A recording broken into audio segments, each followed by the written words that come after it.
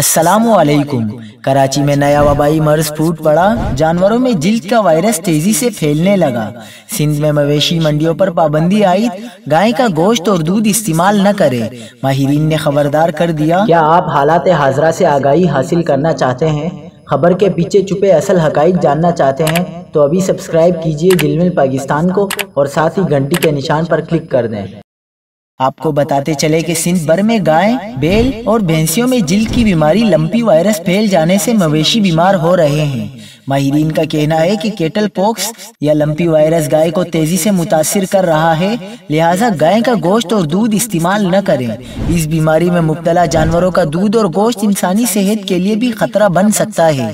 پاکستان میں ایسا وائرس پہلے کبھی رپورٹ نہیں ہوا ہے۔ دوسری جانب محکمہ بلدیات سندھ کی جانب سے مویشی منڈیوں پر پابندی عائد کر دی گئی ہے، جس کا نوٹیفیکیشن جاری کر دیا گیا ہے۔